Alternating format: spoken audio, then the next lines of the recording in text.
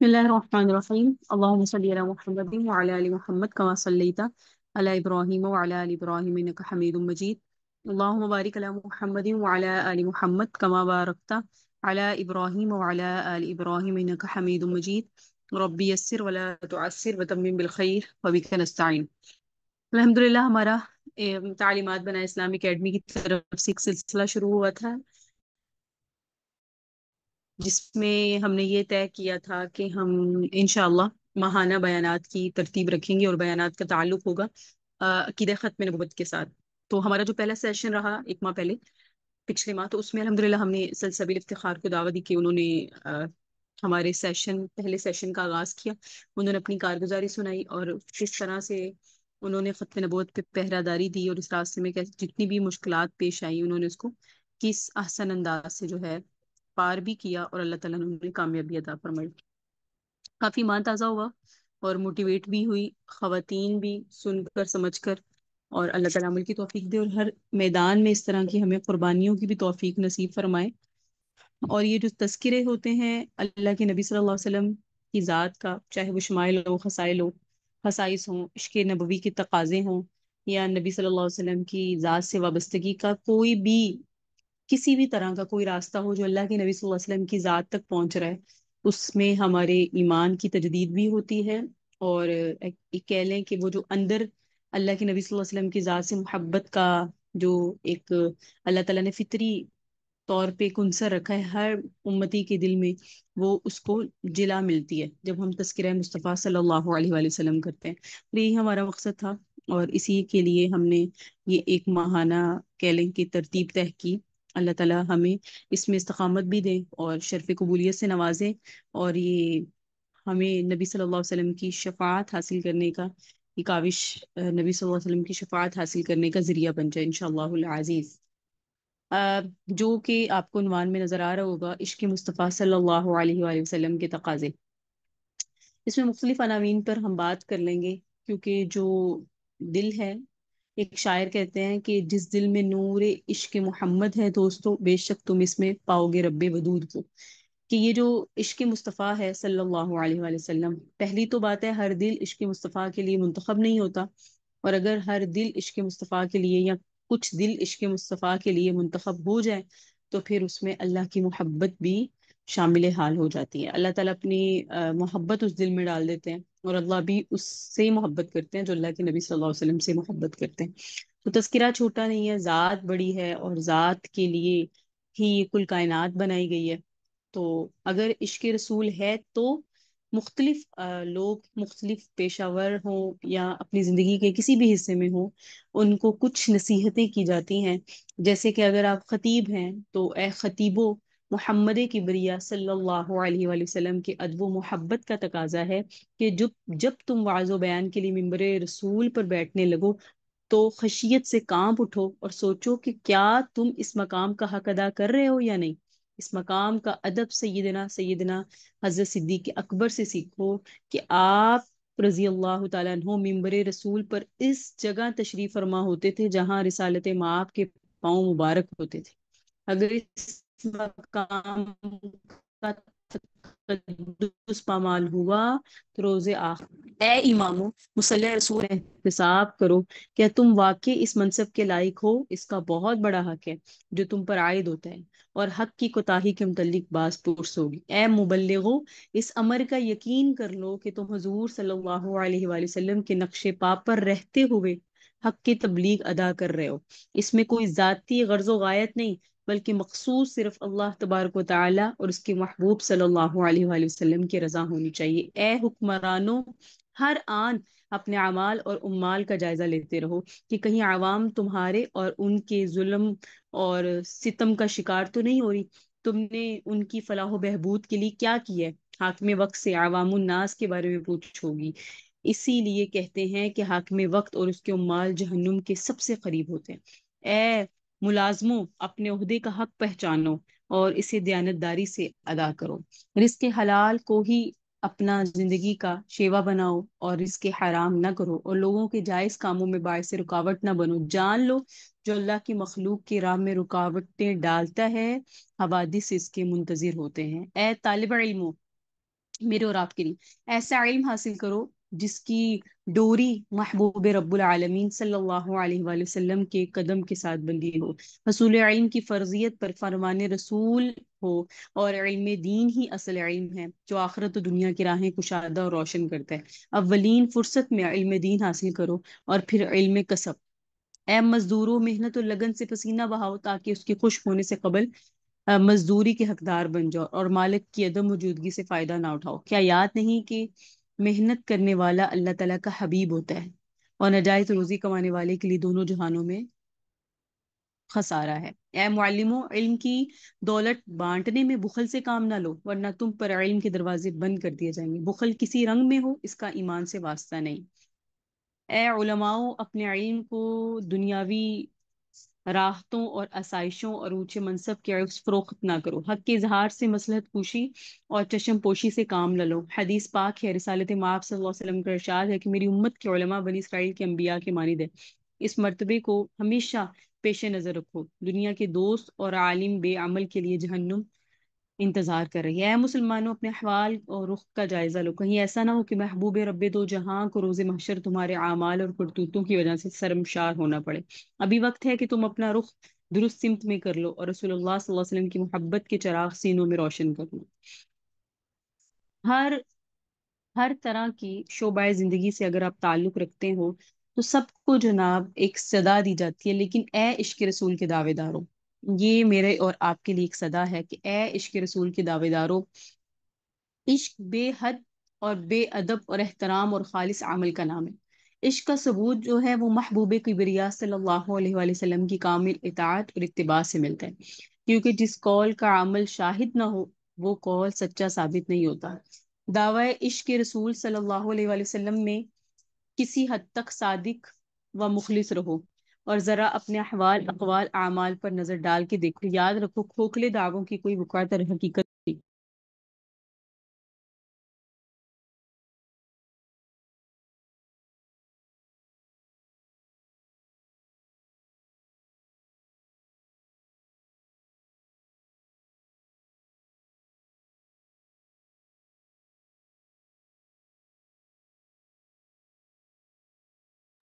میری آواز آ رہی ہے تو چیٹ میں بتا دیں طالبات۔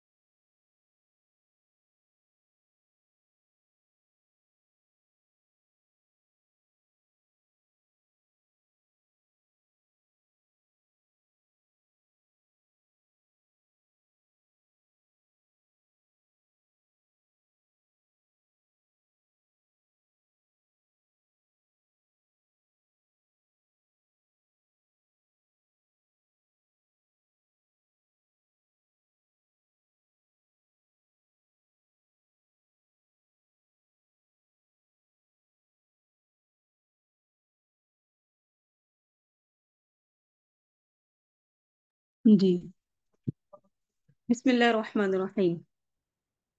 تو شعبۂ زندگی میں آپ کہیں بھی چلے جائیں اور آپ ایک ماں ہیں، ایک باپ ہیں، آپ ایک بہن ہیں، آپ ایک بھائی ہیں، آپ شوہر ہیں، آپ بیوی ہیں، آپ بیٹی ہیں، آپ ایک طالبہ ہیں، آپ ایک معلمہ ہیں، یقیناً ہم ایک وقت میں مختلف طرح کے کردار سر انجام دے رہی ہوتی ہے۔ جیسے آپ اس وقت میں ایک ماں بھی ہوں گی، یقیناً کسی کی بہن بھی ہوں گی، ایک وقت میں کسی کی بیٹی بھی ہوں گی، تو مختلف آپ کے کردار ہیں۔ تو ہم اپنے ارد گرد کا جائزہ لیں اور ارد گرد کا جائزہ لے کے تھوڑی دیر کے لیے ہم سوچیں کہ مجھے یہ جو میرے اندر عشق محمد صلی اللہ علیہ وسلم کی ایک تڑپ ہے، آگ ہے، تشنگی ہے، وہ مجھے دوسرے کے اندر بھی ڈالنی ہے۔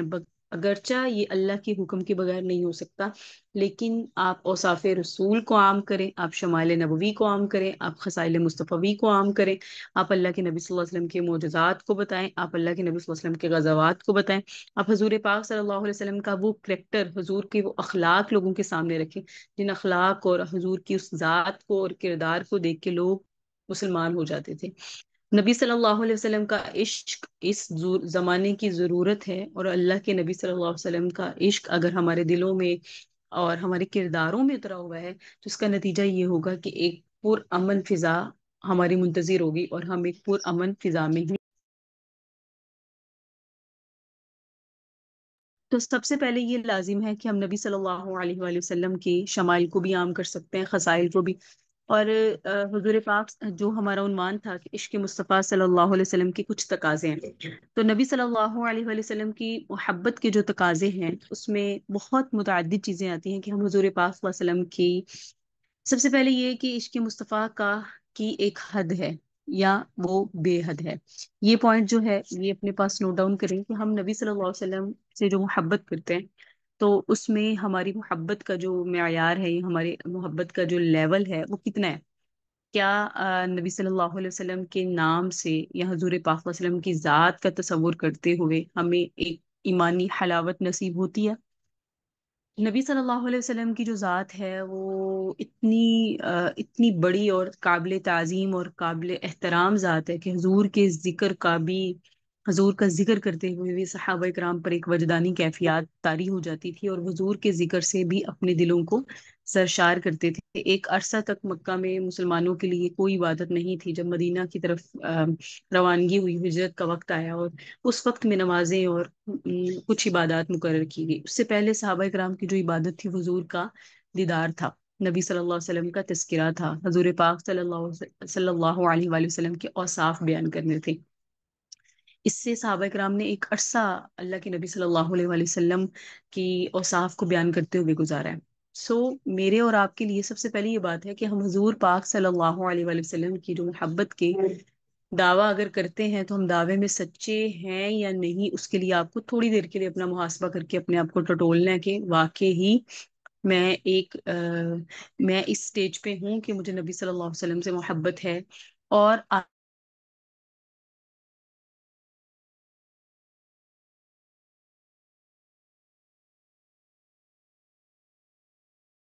محبت میں محبت ہے وہ دن بدن بڑھتی کمی آ رہی، اور اگر بڑھ رہی ہے تو بڑھنے کی بھی کچھ علامات ہوتی ہیں، وہی کہ حلاوت نصیب ہو رہی ہے اور آپ اس کو کچھ محسوس کر رہی ہیں۔ اگر آپ کو سمجھتی ہیں کہ ہم اس کیفیات سے گزر رہے ہیں اور ہمارا کیونکہ اس کی کچھ علامات بھی ہوتی ہیں، سب سے پہلے یہ کہ آپ نے یہ دیکھنا ہے کہ اگر آپ کو اس آقا صلی اللہ علیہ وسلم سے محبت ہے تو اس کے درجات متعین کریں، اور اپنے دن بدن جو ہے اس پر آپ دھیان کریں، اپنا محاسبہ کریں، ایک بات۔ دوسری بات ہے کہ اس کی صداقت تب ہوگی جب آپ یہ دیکھیں گی کہ آپ تذکرہ کتنا کر رہی ہیں، کیونکہ جس سے محبت ہوتی ہے انسان اس کا تذکرہ زیادہ کرتا ہے۔ تو اگر آپ کو نبی صلی اللہ علیہ وسلم سے محبت ہے سب سے پہلے، اور اس کو جانچنے کا طریقہ یہ ہے کہ آپ تذکرہ مصطفیٰ دیکھیں آپ کی زبانوں پر کتنا زیادہ آتا ہے، چاہے وہ نعت کی شکل میں ہو، چاہے وہ ان کے اخلاق کو عام کرنے کی شکل میں ہو، چاہے وہ ان کی سیرت پڑھنے کی شکل میں ہو، چاہے وہ درود پاک پڑھنے کی شکل میں ہو۔ درود پاک ایک اتنی ڈھارس کی چیز ہے ان کے لیے جن کے لیے باقی مراحل نہیں ہے، جن کے پاس سیرت کو پڑھانے کا موقع نہیں ہے، جن کے پاس اخلاق نبوی عام کرنے کے لیے عوام نہیں ہے، تو ان کے لیے ایک سب سے بڑی ڈھارس کی چیز ہے درود پاک کی کثرت کرنا۔ اور درود پاک کی کثرت مطلوب بھی ہے، مقصود بھی ہے، اور متعدد طور پہ متعدد جگہ اس کی فضیلت بھی آئی ہے۔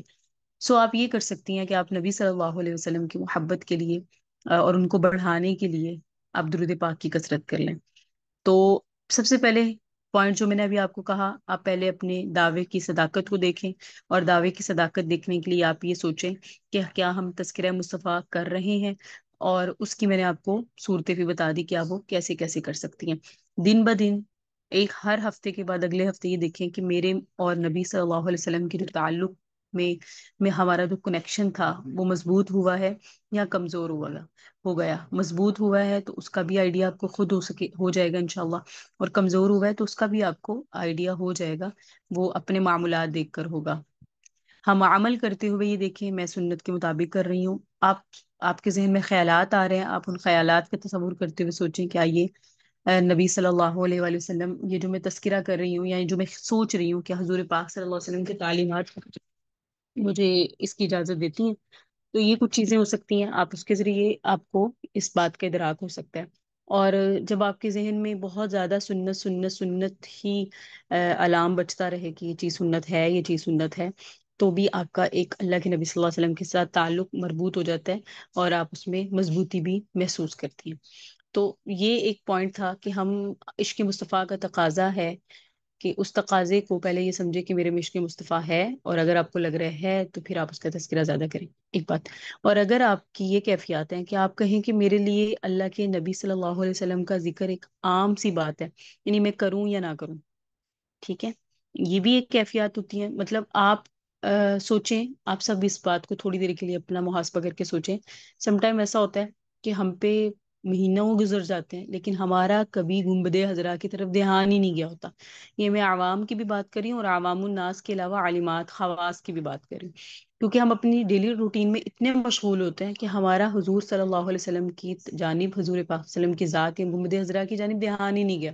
اور ہم یہ بہت فارمل، مطلب سمجھ لیں کہ ہم ایک فارمیلٹی والی زندگی گزار رہے ہوتے ہیں اور ہم اپنے ذاتی معاملات میں اتنے زیادہ مصروف ہوتے ہیں. جبکہ وہ صحابہ جو یہ کہہ رہے ہیں، ایک صحابہ رسول حضور کی مجلس میں حاضر ہوتے ہیں، یہ عرض کرتے ہیں یا رسول اللہ، میں جب بھی بےتاب ہوتا ہوں، دل کرتا ہے کہ آپ کو دیکھوں، تو پاس ہی ہے اپنا گھر، تو آپ کے پاس تشریف لے آتا ہوں اور دلوں کو قرار آ جاتا ہے، آنکھوں کو سکون مل جاتا ہے. لیکن وہ جب جنت کا معاملہ ہوگا تو آپ تو جنت میں بہت اعلیٰ عہدوں پر ہوں گے اور آپ کی جنت تو بہت اعلیٰ ہوگی. سو ہم وہاں آپ کو کیسے پائیں گے؟ تو حضور صلی اللہ علیہ وسلم نے پھر ارشاد فرمایا المرء مع من احبہ، کہ انسان او کما قال علیہ السلام، کہ انسان قیامت کے دن ان کے ساتھ ہوگا جس سے ان کو محبت ہے. تو یہ صحابہ کے لیے ایک بہت بڑی ڈھارس کی چیز تھی. تو ہم تھوڑی دیر کے لیے اپنا سوچیں کہ ہم جتنا آگے آگے زندگی میں مشغول ہوتے جا رہے ہیں اولاد میں، اور پھر ان کی تعلیم میں، اور پھر ان کی تعلیم کے بعد ان کی ذاتی بہت سارے معاملات ہوتے ہیں اس میں، تو ہمارا ہی اپنے نبی صلی اللہ علیہ وسلم کے ساتھ تعلق اتنا کمزور ہے کہ ہمیں مہینوں گزر جانے کے بعد بھی اس بات کا ادراک نہیں ہوتا کہ میرا تو کبھی دھیان ہی نہیں گیا. جبکہ صحابہ کی زندگی کا جینے کا سہارا ہی کیا تھا؟ حضور. اس لیے غزوہ کے موقع پر جب انہیں یہ افواہ جھوٹی پھیلائی گئی کہ اللہ کے نبی صلی اللہ علیہ وسلم شہید ہو گئے، تو سب کچھ چھوڑ دیا، تلواریں چھوڑ دی اور دشمن کو حملہ آور ہونے دیا. وہ کیوں کیفیت تھی؟ کیونکہ ان کی زندگی کا محور جو تھی وہ نبی صلی اللہ علیہ وسلم کی ذات تھی. اتنا زیادہ انہیں حضور کے ساتھ ایک تعلق تھا، ایک ربط تھا، حضور پاک صلی اللہ علیہ وسلم کے ساتھ ایک کنیکشن تھا. تو ہمارا بھی ہونا چاہیے وہ. میں نے اس کی آپ کو صورتیں بتائی کہ ہمارا ان چیزوں کے ذریعے نبی صلی اللہ علیہ وسلم کے ساتھ تعلق ہو سکتا ہے. تو ہم ان کو یہ دیکھیں کہ ہم اپنی لائف میں تھوڑی دیر کے لیے یہ استحضار کریں، اپنا محاسبہ کریں کہ میرے ساتھ یہ اگر کیفیات بن رہی ہیں تو واقعی ہے، اور ایسا نہیں ہوتا. اور جب آپ کی عشق جو ہے نا وہ عروج کو پہنچ جائے تو ایسا ہو ہی نہیں سکتا کہ حضور پاک صلی اللہ علیہ وسلم کا ذکر کیا جائے اور آپ کے رونگٹے کھڑے نہ ہو. میرا ایمان اور میرا وجدان یہ کہتا ہے کہ جب ہم حضور کی ذات کا تصور کرتے ہیں تو ہم کسی اور دنیا میں پہنچ جاتے ہیں. تو یہ ایک سٹیج اگر آپ پر آ جاتی ہے تو پھر آپ کی عملی زندگی ایسی ہو جاتی ہے کہ جس میں سکون بھی ہوتا ہے، اطمینان ہوتا ہے. ایسا نہیں ہے کہ سب کچھ صحیح چل رہا ہوتا ہے، آپ کو بات دوسروں کی طرف سے آپ کی ذات پہ اٹیک بھی ہوتا ہے، اور وہ اٹیک ہونا مختلف صورتوں میں ہو سکتا ہے، لیکن آپ اس میں سروائیو کر جاتے ہیں، آپ اس سچویشن سے نکل جاتے ہیں. اس کی وجہ کیا ہوتی ہے؟ آپ کا وہ کنیکشن ہوتا ہے جو آپ کو نبی صلی اللہ علیہ وسلم سے ہو چکا ہوتا ہے. تو آپ اپنے ہر مرحلے میں فوراً آپ ذات نبوی کو سوچتی ہیں اور نبی صلی اللہ علیہ وسلم کے ان حضور کے احکامات کو سوچتی ہیں، اور کچھ دیر کے لیے یہ سوچتی ہیں کہ اگر یہاں نبی صلی اللہ علیہ وسلم کی اس معاملے میں مجھے حضور صلی اللہ علیہ وسلم کی تعلیمات کیا کہتی ہیں. یار حضور آپ کے بھی ہیں، حضور میرے بھی ہیں. تو جھگڑا تو ہمیں اس بات پہ کرنا چاہیے کہ حضور پاک صلی اللہ علیہ وسلم کی ذات میری زیادہ ذات ہے، یعنی حضور پاک صلی اللہ علیہ وسلم سے مجھے زیادہ محبت ہے. لیکن یہ کیا بات،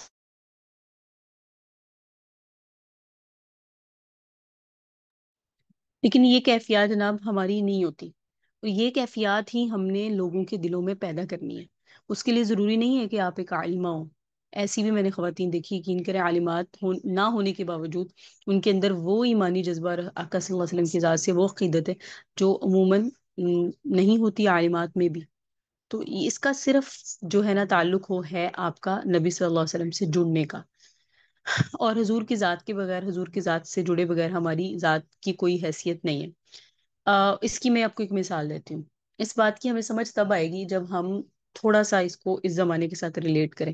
مثال کے طور پہ آج اگر کوئی بڑی ہستی ہے جو ہماری آئیڈیل ہے اور ہمارا دل کرتا ہے کہ ہم ان کے ساتھ جناب بیٹھیں، ان کو ان کی صحبت میں بیٹھیں، ان کے ساتھ کچھ وقت ہمیں مل جائے، تو اگر وہ ہمارے سامنے آ جائیں اور بہت پروٹوکول میں ہو، اتنے پروٹوکول میں کہ ان کی سیکورٹی ہائی لائٹ ہو، کوئی ہمیں ان کے قریب نہ جانے دے، اور جناب لوگوں کا اور گارڈز کا یا ان کے والنٹیئرس کا اتنا زیادہ کہہ لیں کہ حصار ہو کہ انہیں بڑی ایک محدود طریقے سے لے کے چلا جائے، لے کے لوگ چلے جائیں ان کے والنٹیئرس یا ان کے سیکورٹی گارڈ جو بھی، اور ہم دیکھتے رہ جائیں، اس وقت ایک عجیب سی کیفیت ہوتی ہے کہ میں اتنی دور سے آئی، میں ان کو ملنے کے لیے آئی، مجھے ان کا دیکھنا بھی نصیب نہیں ہوا کیونکہ ایک بھاری بھرکم لوگ تھے جو ان کو لے گئے۔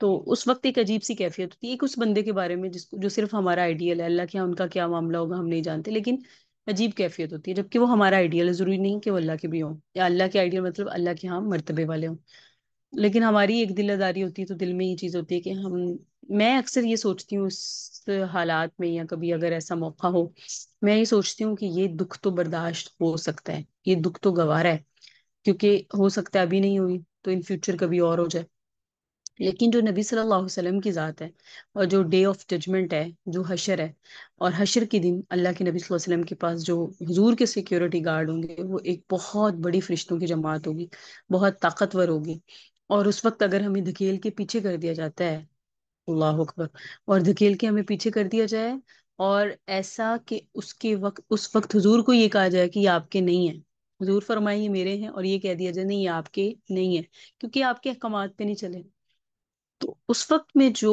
تھوڑی دیر کے لیے یہ تصور کرے کہ وہ جو محرومی ہے نا ہماری، وہ ایسی محرومی ہوگی جس کے سامنے دنیا و ما فیہا کی ہر محرومی ایک طرف، اور وہ ایک دکھ ایک طرف، کیونکہ وہ پھر جنت بھی مل گئی اور حضور نہ ملے تو جنت بھی بے رونق لگے گی۔ تو میں جب یہ سوچتی ہوں تو رونگٹے کھڑے ہو جاتے ہیں، اور انسان پہ کپ کپی طاری ہو جاتی ہے کہ اللہ ایسا نہ ہو۔ تو اس ہونے کو بچانے کے لیے ضروری ہے کہ ہم اللہ کے نبی صلی اللہ علیہ وسلم کے ساتھ عشق کریں۔ دیکھیں ہر چیز کی انتہا ہے، لیکن عشق مصطفیٰ صلی اللہ علیہ وسلم کی انتہا نہیں، ہاں حدود ہے، انتہا ہے نہیں ہے، حدود ہے، خدا نہیں بنانا، شرک نہیں کرنا، حدود ہیں جو خود اللہ کے نبی صلی اللہ علیہ وسلم نے متعین کیا، لیکن حد نہیں ہے، انتہا نہیں ہے، یہ کہہ لیں انتہا نہیں ہے کہ حضور پاک صلی اللہ علیہ وسلم کے ساتھ آپ جتنی چاہے محبت کریں اور ٹوٹ کے کریں، اور حضور پاک صلی اللہ علیہ وسلم کی محبت میں اپنے آپ کو رلا دیں، کھپا دیں، اور ایک ایسی محبت جس کا آپ کو رزلٹ بھی ملتا ہے۔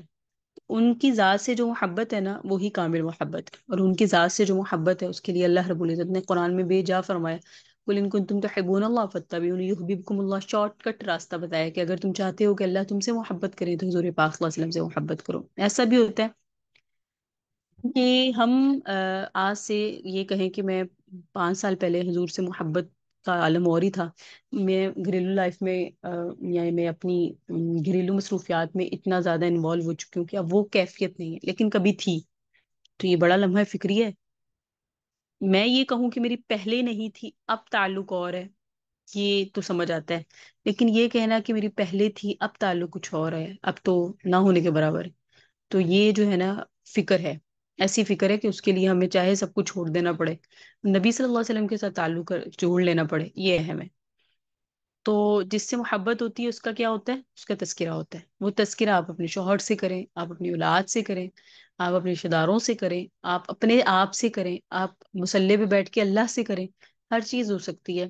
وہ تو محبت کرنے والا جو ہوتا ہے نا وہ راہیں خود ہی نکال لیتا ہے، محبت کرنے والا محبوب تک پہنچنے کی راہیں خود ہی نکال لیتا ہے، تو ہم محبت کرنے والے ہم نے حضور تک پہنچنے کی راہیں خود نکالنی ہیں، اور وہ راہیں جو نکالنی ہے نا اس میں سب سے پہلے ہم نے اللہ سے بھی مانگنا ہے کہ اللہ ہمیں اپنے نبی صلی اللہ علیہ وسلم کا محبوب بنا دے۔ تو حضور پاک صلی اللہ علیہ وسلم کی محبوب بننا ہے نا، آپ کو ایک کچھ واقعات سناتی ہوں کہ ہر صحابہ رسول اپنے آقا و مولا صلی اللہ علیہ وسلم کی محبت میں رنگا ہوا تھا، اور وہ اس محبت کو سب پر فوقیت دیتا تھا، اس محبت کے مقابل اس کی نظر میں دنیا، اس کے لوازمات، مال، دولت، اولاد، اقربا، ازواج، والدین کو وہ بالکل اہمیت نہیں دیتا. تو اور جب بھی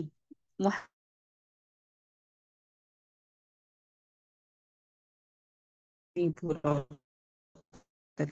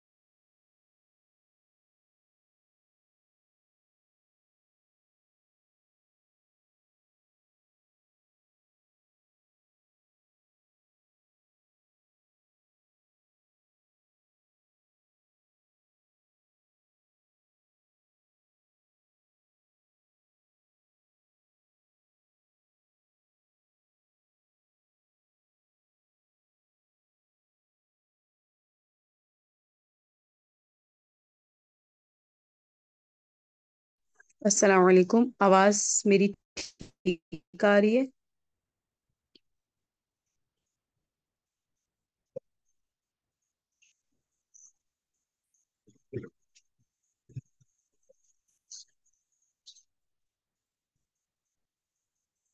طيب.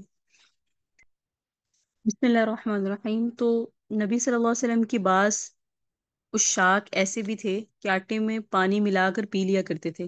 جب اس کی وجہ دریافت کی جاتی تھی تو ان کا صرف ایک ہی جواب ہوتا تھا کہ یہ صرف اس لیے کیا ہے کہ کہیں عشق اور ذکر الہی سے فارغ نہ ہو جائیں. شاید یہی سانس آخری سانس ہو اور ذکر محبت اور عشق الہی سے ہم خالی نہ ہو جائیں. عشق کی دنیا میں اس کیفیت کا نام ایسا بھی رہا ہے کہ صحابہ کرام ایسے ایسے عجیب معاملات کیا کرتے تھے اور وہ صرف اس لیے ہوتے تھے کہ وہ نبی صلی اللہ علیہ وسلم کی محبت ہے, کہیں ختم ہی نہ ہو جائے. اور کہتے ہیں کہ عورت سراپا محبت ہوتی ہے. ہم خواتین ہیں, عورت کے اندر محبت زیادہ ہوتی ہے. اور یہ جب کسی سے محبت کرتی ہے نا تو دل کی گہرائیوں میں ڈوب کر محبت کرتی ہے, ٹوٹ کر محبت کرتی ہے. دنیا و ما فیہا سے ما ورا محبت کرتی ہے. حضور اکرم صلی اللہ علیہ وسلم جو محور عشق و محبت ہیں, ان سے صحابیات کی الفت اور پیار کا اپنا رنگ تھا جن میں وہ منفرد تھی. یہ مقدس ہستیاں اپنے محبوب آقا و مولا صلی اللہ علیہ وآلہ وسلم کے آرام کا بھی بے حد خیال رکھتی تھی, اور آپ صلی اللہ علیہ وسلم کے آرام کی خاطر اپنی ذات کی پرواہ نہیں کرتی تھی. رسول عربی صلی اللہ علیہ وسلم سے منسلک اشیاء کو بطور یادگار محفوظ کر لیتی تھی. ان کے استعمال میں جس رنگ محبت کا اظہار کرتی تھی وہ بھی بے نظیر ہے, بے مثال ہے. جس گھر میں رحمت للعالمین صلی اللہ علیہ وسلم اپنا قدم لے جاتے اس کی قسمت پر عرش اور فرش رش کیا کرتے تھے. اور آپ صلی اللہ علیہ وسلم اپنے صحابیات کے گھروں میں بھی تشریف لے جایا کرتے تھے. وہ جب اپنے محبوب آقا و مولا صلی اللہ علیہ وسلم کو دیکھتی تھی تو ان کا غنچہ دل موج بہاراں سے کھل اٹھتا تھا. ان کی خوشی کی انتہا نہ ہوتی تھی. حضرت ام سلیم حضور اکرم صلی اللہ علیہ وسلم سے بے حد محبت کرتی تھی. آپ علیہ الصلوۃ والسلام اکثر ان کے ہاں تشریف لے جاتے تھے اور وہ اور دوپہر کو آرام بھی فرمایا کرتے تھے. جب آپ علیہ الصلوۃ والسلام استراحت فرما کر اٹھتے تو محب صادقہ حضرت ام سلیم آپ کی پسینے اور ٹوٹے ہوئے بالوں کو ایک شیشی میں جمع کر لیتی تھی اور اس کو جان بجان اور دل سے زیادہ عزیز رکھا کرتی تھی. ایک مرتبہ حضرت محمد صلی اللہ علیہ وسلم حضرت ام سلیم کے گھر آرام فرما رہے تھے. جب بیدار ہوئے تو دیکھا کہ حضرت سلیم جبی مبارک سے پسینہ پوچھ رہی ہیں. فرمایا ام سلیم یہ کیا کر رہی ہیں؟ بولی برکت حاصل کر رہی ہوں. ایک دن رسول اللہ صلی اللہ علیہ وسلم کو پیاس محسوس ہوئی. ام سلیم رضی اللہ تعالیٰ عنہ پانی لائی. سامنے حضور پاک صلی اللہ علیہ وسلم نے فرمایا بلکہ انہیں کہ ام سلیم آپ پانی لائیں. سامنے مشکیزہ لٹک رہا تھا. اس میں سے پانی ڈیلنے لگی. تو ارشاد فرمایا ایسے ہی لے آؤ. یعنی حضور نے فرمایا ایسے ہی لے آؤ.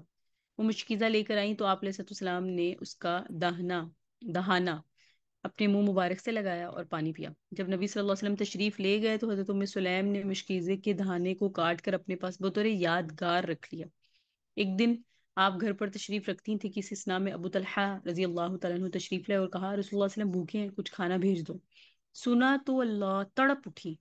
سب کام کاج چھوڑے اور اپنے محبوب آقا و مولا صلی اللہ علیہ وسلم کے لیے کھانا تیار کرنے لگی. جب کھانا تیار ہو گیا تو آپ نے چند روٹیاں ایک کپڑے میں لپیٹ کے اپنے بیٹے حضرت انس کو دیں کہ بارگاہ نبوت میں پیش کر دیں.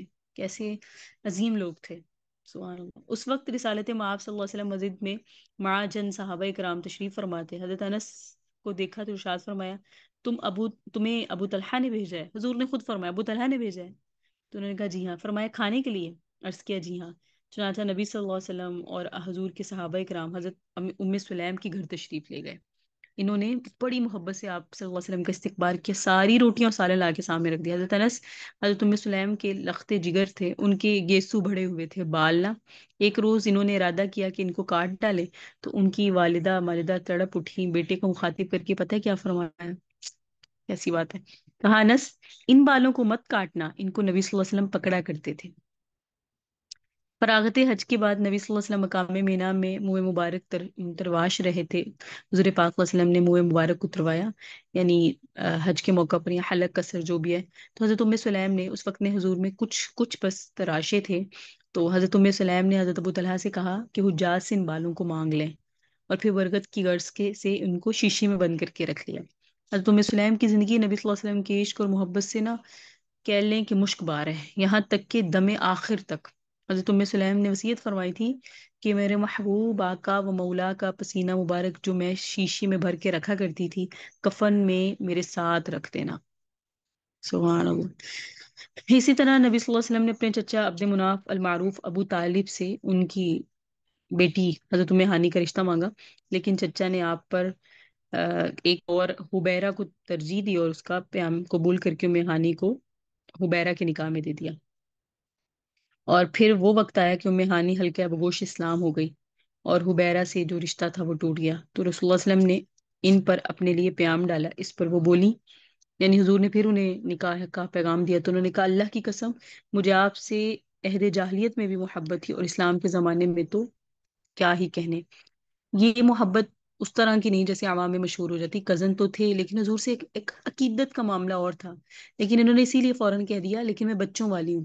ان سے آپ صلی اللہ علیہ وسلم کو تکلیف ہوگی یعنی بچوں سے تکلیف ہوگی اور مجھے یہ ہرگز گوارا نہیں ہے کہ آپ کو میری طرف سے کسی بھی طرح کی کوئی تکلیف ہے. سبحان اللہ. حضرت سیدہ سودا قرشیہ 5 6 چھوٹے چھوٹے بچوں کے ہمراہ حضرت سودا کرشیہ زندگی کے دن گزار رہی تھی. ان کی نظر میں سب سے زیادہ محبوب اور محترم رسول اللہ صلی اللہ علیہ وسلم کی ذات تھی. ایک مرتبہ رسالت مآب نے اس کرشی خاتون کو نکاح کا پیغام بھیجا. جواب میں انہوں نے بڑے ادب اور محبت کے ساتھ یہ بھی کہا کہ بخدا میری راہ میں کوئی رکاوٹ نہیں اور آپ میری زندگی میں محبوب ترین ہے. لیکن میں اس بات کو سخت ناپسند کرتی ہوں کہ میرے بچے صبح و شام آپ کے آگے پیچھے چلاتے رہیں. تو اپنی اپنی عقیدت ہے اور محبت کے اظہار کے مختلف طریقے ہوتے ہیں اور وہ صحابیات نے اپنائے. اور یہ تو وہ صحابیات ہیں جو معروف ہیں. اس کے علاوہ نامعلوم صحابیات نے بھی نبی صلی اللہ علیہ وسلم سے عشق اور محبت کے مختلف طریقے اپنائے اور وہ عشق و محبت کے ثبوت دیکھ کر ایسے مقام پر فائز ہو گئی کہ اب جناب وہ تو دنیا سے چلی گئی لیکن انہوں نے اپنی محبتوں کے ثبوت دیکھ کر اپنا نام زندہ رکھا. کیونکہ اگر ہم چاہتے ہیں کہ ہم جناب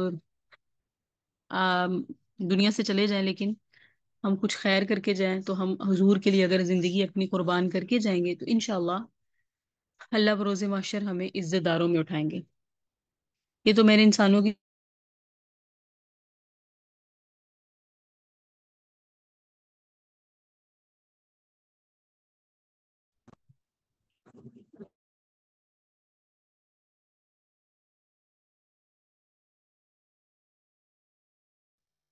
عنکبوت کو پتہ ہے کسے کہتے ہیں؟ مکڑی کو. تو غار ثور کے دہانے پر ایک عنکبوت کسی کا انتظار کر رہی تھی، اور اس کا جو اضطراب تھا وہ دیدنی تھا. ایک ایک پل گزارنا اس کے لیے قیامت کے مترادف تھا. ہر لحظہ ادھر ادھر دیکھتی رہتی تھی کہ شاید اس کا محبوب اور مقصود کسی طرف سے آتا ہوا دکھائی دے. 7 صدیاں قبل کا واقعہ ہے کہ ایک دن اللہ تبارک و تعالیٰ نے اسے فرمایا، ہم ایک روز قاف قربت کے سمیرک کو تمہارے جال میں لائیں گے. وہ سمجھ گئی کہ اس پر بہت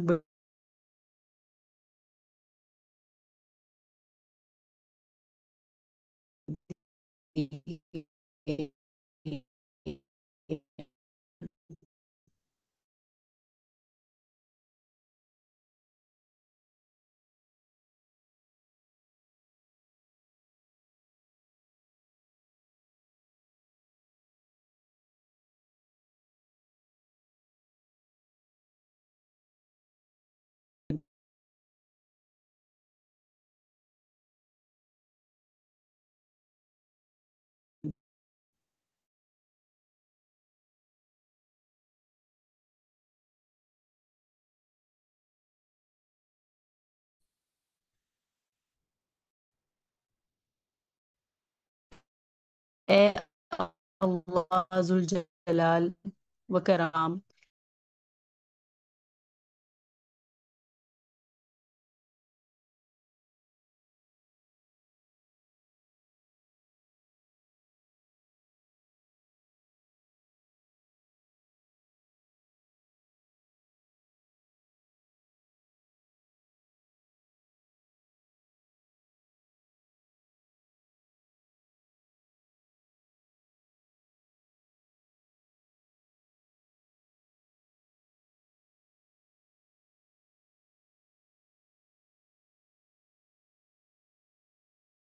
اب آواز آ رہی ہے؟ میں نے جگہ چینج کی ہے، مجھے میسج میں بتا دیجیے.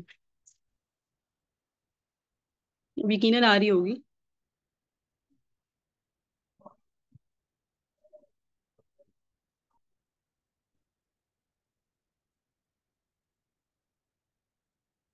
ٹھیک ہے.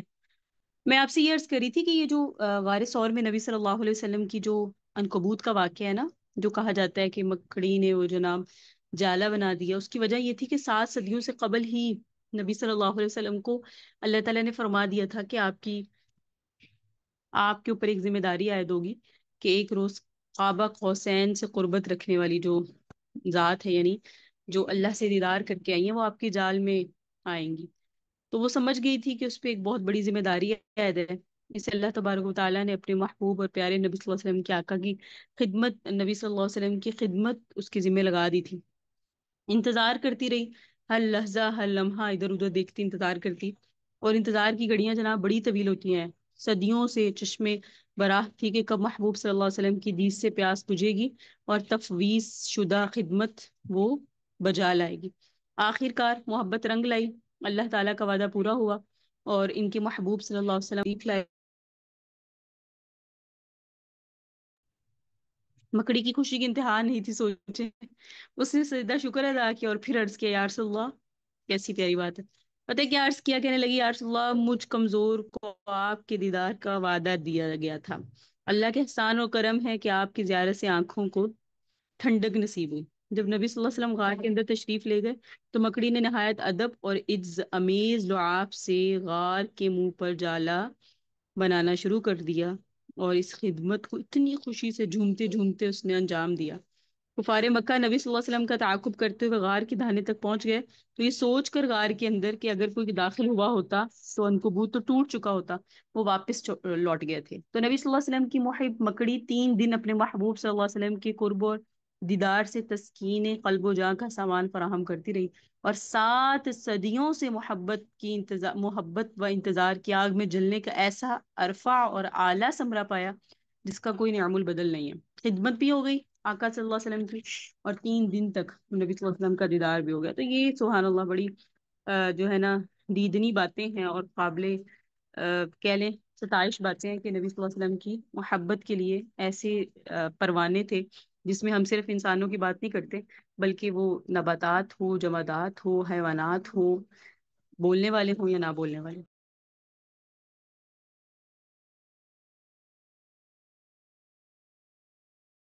درود پاک پڑھ لیں تمام طالبات.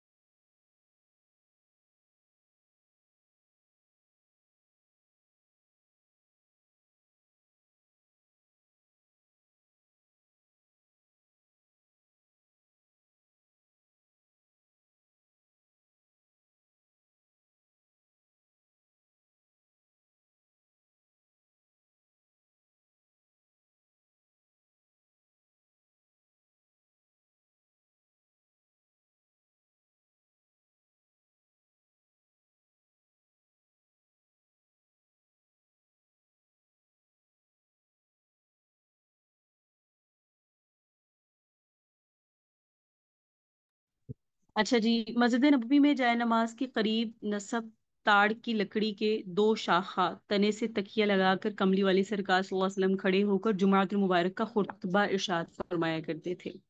محبان رسول اللہ صلی اللہ علیہ وسلم نے بیٹا محسوس کیا کہ اس طرح کھڑے رہنا انہوں نے محسوس کیا کہ اس طرح کھڑے رہنا اور ان کی محبوب آقا صلی اللہ علیہ وسلم کے لیے جناب یہ تکلیف کا باعث ہو سکتا ہے. تو انہوں نے نا بڑائی کو ایک بڑائی کو کہا کہ درخت سے متصل 3 درجوں والا ممبر بنا دیجیے.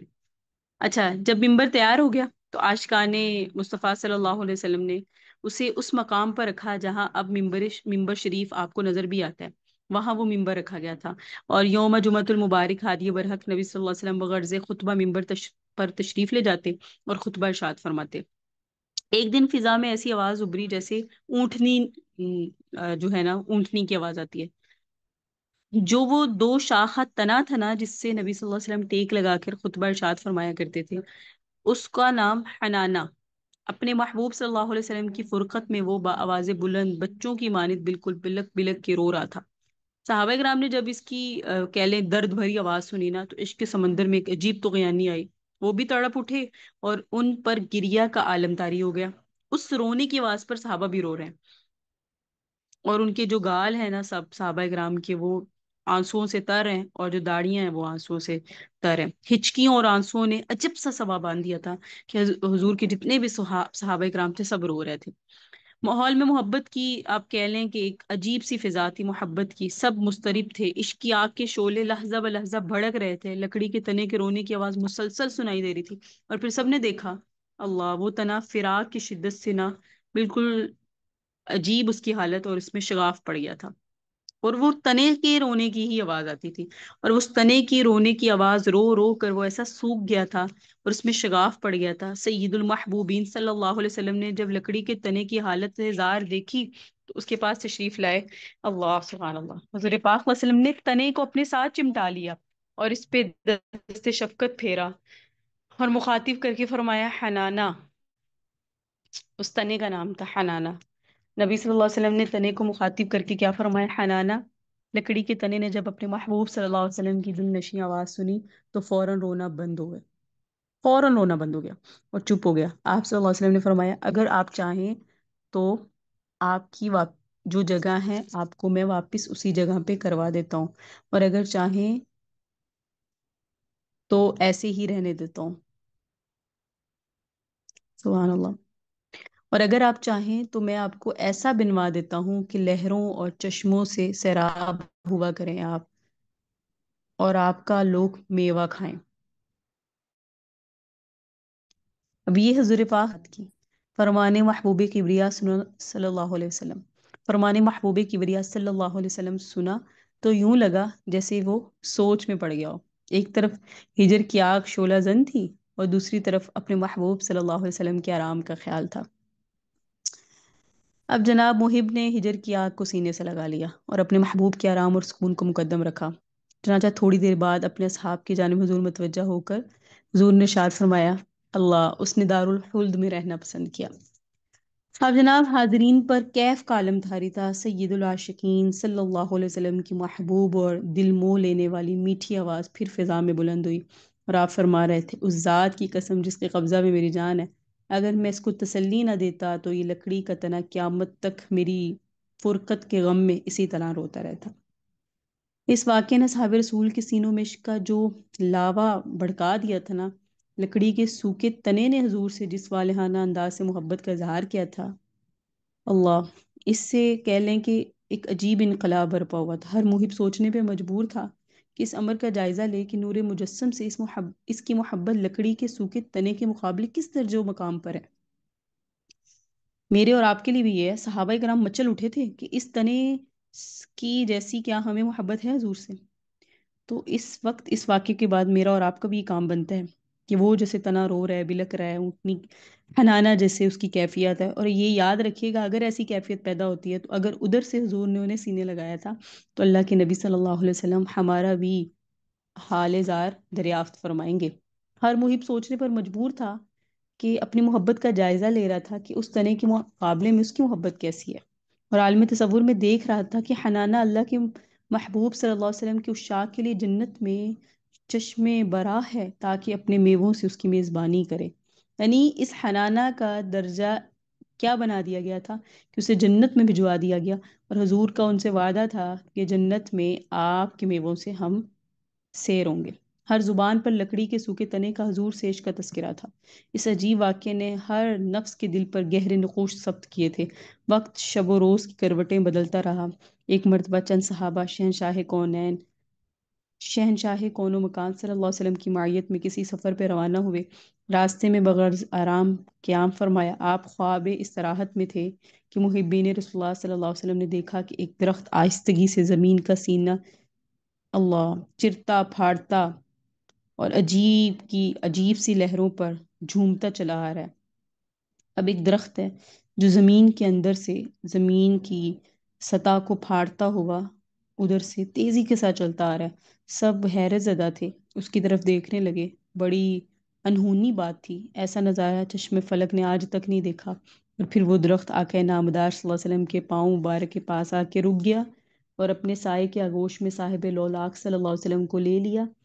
اللہ، وہ عالم سر مستی و بے خودی میں جھک جھک کر اپنے محبوب کی سبحان اللہ اپنے محبوب کو دیکھ رہا تھا، قدموں پر محبت کے پھول نثار کر رہا تھا، اور پھر وہ اسی انداز سے الٹے پاؤں قدم چلنے لگا تاکہ محبوب صلی اللہ علیہ وسلم کی طرف پشت نہ ہو۔ وہ تنا آیا، اس نے نبی صلی اللہ علیہ وسلم کی قدمین شریفین کا بوسہ لیا، اور پھر پچھلے کہہ لیں الٹے پاؤں واپس چلا گیا، اسی رخ میں واپس مڑ گیا تاکہ نبی صلی اللہ علیہ وسلم کی طرف پشت نہ ہو، اور بارگاہ رسالت مآب صلی اللہ علیہ وسلم میں بے ادبی نہ ہو۔ جیسے جیسے وہ اپنے محبوب سے پرے ہٹتا چلا جا رہا تھا، اس پر افسردگی کی کیفیت طاری ہوتی جا رہی تھی۔ دوری کا دکھ اور قرب اس کے پتوں اور شاخوں سے عیا تھا، اور جب وہ اپنی جگہ پر جا کے ساکت و صامت کھڑا ہو گیا تو اس پر عجیب طرح کی اداسی چھائی ہوئی تھی۔ پتے ساکت تھے، شاخیں کہہ رہے ہیں کہ ہلنا بھول گئی تھی۔ جب سرور کونین صلی اللہ علیہ وسلم استراحت فرما چکے تو اپنے اصحاب کی جانب دیکھا، ان کے چہروں پر حیرت تھی، عجیب ڈرے ہوئے تھے۔ تو آپ نے مسکراتے ہوئے پوچھا، کیا بات ہے؟ عرض کہ یا رسول اللہ، عجیب و غریب واقعہ دیکھا ہے۔ فرمایا کیا؟ آپ علیہ السلام نے استفسار فرمایا تو انہوں نے جو کچھ دیکھا تھا من و عن عرض کر دیا۔ سماعت حضور نے فرمائی تو ارشاد فرمایا یہ وہ درخت ہے جس نے اپنے رب کریم سے مجھے سلام کرنے کی اجازت طلب کی اور اسے اجازت مل گئی۔ غلامان مصطفیٰ نے سنا تو خیالات کی رنگین اور طربناک وادیوں میں کھو گئے، سوچنے لگے کہ ہمارے آقا اور مولا کی کیا شان محبوبیت ہے۔ کائنات کی ہر شے آپ کے دام محبت میں گرفتار ہے، آنکھوں میں شوق اور اشتیاق اور دیدار کی شمع روشن کر رکھی ہیں۔ جب وہ آپ کی ذات بابرکت کو دیکھتی ہے تو عشق کی جذبہ اور فراواں سے وہ بے قرار ہو جاتی ہے، کلمہ پڑھتی ہے، سلام کرتی ہے، خاص سلام کے لیے رب تعالیٰ سے اجازتیں طلب کرتی ہے جیسے اس درخت نے اجازت مانگی، اور پھر یاد محبوب صلی اللہ علیہ وسلم میں مسحور ہو جاتی ہے۔ وقت، لمحات، یہ ہر چیز گزر جانی ہے، اور ایک وہ وقت آنا ہے جب ہم نے اللہ کے نبی صلی اللہ علیہ وسلم کے سامنے کھڑا ہونا ہے۔ میں نے بھی ہونا ہے، آپ نے بھی ہونا ہے، اور اپنی زندگی کے معاملات کے متعلق اللہ کے نبی صلی اللہ علیہ وسلم نے ہم سے پوچھنا ہے۔ اللہ ہمیں ایسا بنائے کہ ہمیں اللہ ہماری وجہ سے ہمارے نبی صلی اللہ علیہ وسلم کو کوئی دکھ نہ دے۔ ایسا نہ ہو کہ بروز محشر ہماری گردنوں پر بہت وزن ہو، بہت بھاری ہو، کہ ہم نے اللہ کے نبی صلی اللہ علیہ وسلم کو کسی طرح کی کوئی بھی تکلیف پہنچائی ہو۔ اللہ ہمیں معاف فرمائے، اور اللہ ہمیں اپنے نبی صلی اللہ علیہ وسلم کی راحت کا سامان بنائے۔ جب محبت کرنے والا رب کریم اپنے محبوب صلی اللہ علیہ وسلم کو تکلیف فرما چکا تھا نا، تو اپنی محبت کا اظہار ان پر درود بھیج کر فرمایا۔ ملائکہ کو وجود بخشا تو انہیں ارشاد فرمایا میرے محبوب پر درود بھیجو۔ چنانچہ وہ اس فرمان کی ادائیگی میں مصروف ہو گئے۔ وقت پرواز رہا، اور پھر رب جلیل نے اپنے محبوب کو اس دار فانی میں بھیجا تو شجر و حجر کو وحی کی گئی کہ وہ اس کے محبوب پر سلام بھیجے۔ حضور کی پیدائش ہوئی تو اللہ نے حضور پر درود بھیجا۔ ملائکہ کی پیدائش کی تو انہیں کہا کہ حضور پر درود بھیجیں، اور جب حضور پاک علیہ السلام کو دنیا میں بھیجا گیا تو شجر و حجر کو کہا کہ حضور پر درود بھیجیں۔ چنانچہ بعثت سے قبل جب محبوب صلی اللہ علیہ وسلم کسی درخت یا پتھر کے قریب سے گزرتے تو وہ بصد ادب و نیاز عرض کرتا السلام علیکہ یا رسول اللہ۔ آپ ان کی آواز سماعت فرماتے اور جناب نظر فرماتے تو کوئی دکھائی نہیں دیتا تھا۔ مکہ مکرمہ کی فضاؤں میں حیات پاک بسر کرتے 40 سال بیت گئے تو اللہ تبارک و تعالیٰ نے اپنے محبوب اور مقصود کائنات کو تخت نبوت پر سرفراز فرمایا۔ کفر کے ایوانوں میں تہلکہ مچ گیا، آپ اللہ تبارک و تعالیٰ کی وحدانیت و دین اسلام کی تبلیغ فرماتے تھے۔ ایک دن تشریف فرما تھے، جان نثار ارد گرد حالہ کیے بیٹھے تھے، اور روح القدس حضرت جبرائیل بارگاہ نبوت میں حاضر ہوئے اور اللہ کا یہ فرمان پہنچایا۔ کیا فرمان تھا؟ بے شک اللہ اور اس کے فرشتے نبی پر درود بھیجتے ہیں، اے ایمان والو تم بھی ان پر درود و سلام بھیجو۔ ان اللہ و ملائکتہ یصلون علی النبی یا ایھا الذین آمنوا صلوا علیہ وسلموا تسلیما۔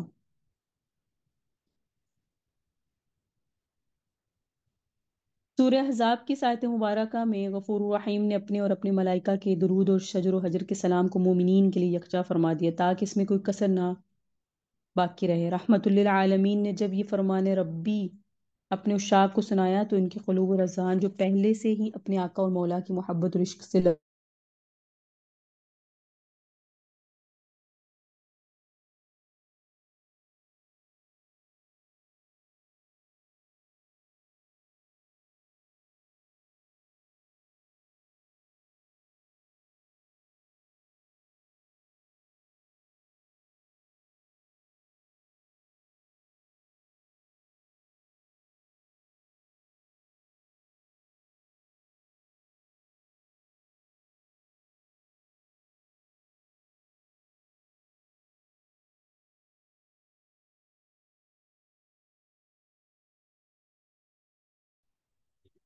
صحابی رسول نے آ کے عرض کیا اللہ کے محبوب میں ایک حصہ درود پاک اور 3 حصے ذکر الہی کرتا ہوں۔